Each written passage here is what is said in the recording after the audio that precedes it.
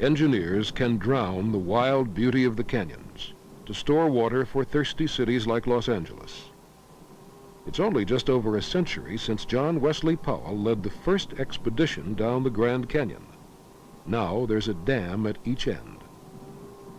Of course, in a twinkling of geological time, these dams will fill up with the silt carried by the Colorado and become useless waterfalls.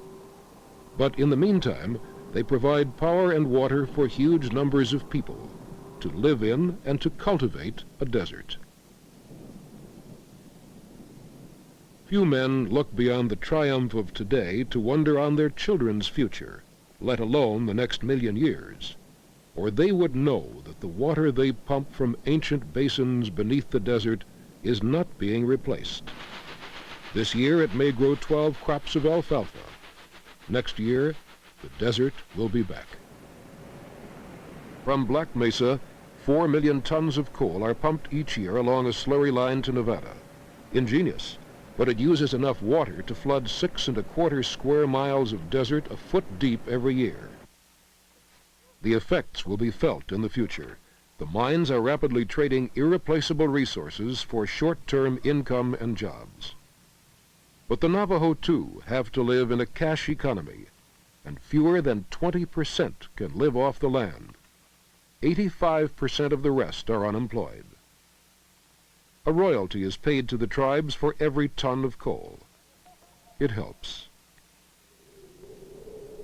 Once, their lives were finely tuned to the incredible landscape, but that was before the people they call Anglos made their mark on the rocks.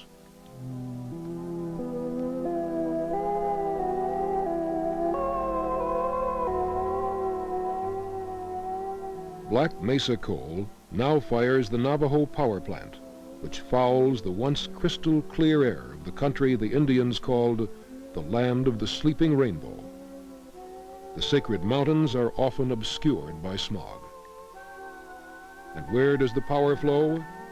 To Los Angeles, and to that most artificial, least logical desert city in the world, Las Vegas.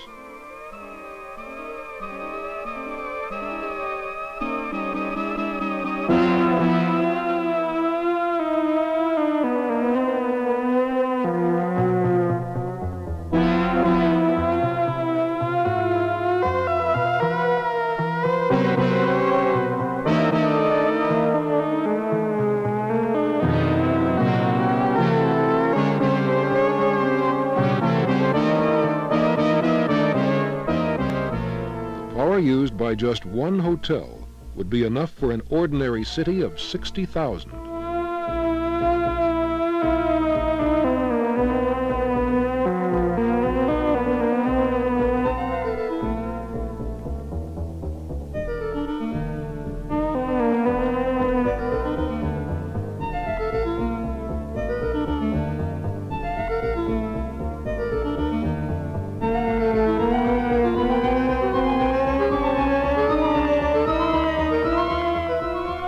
The history of desert cities is written in sand.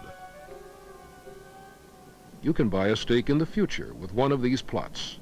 The roads are there, and the sewers. But what about the water? The history of the continent will decide that.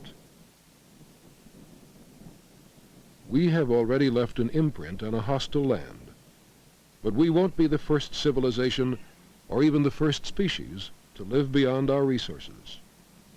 And our ruins will not be as beautiful as these.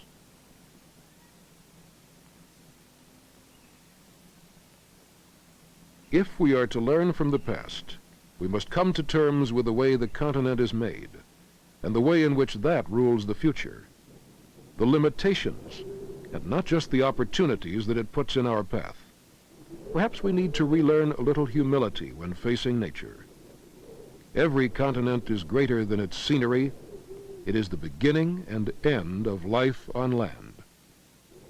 Is our geological destiny to be a thin black line in a cliff which will tell some future eye, this was when man lived and died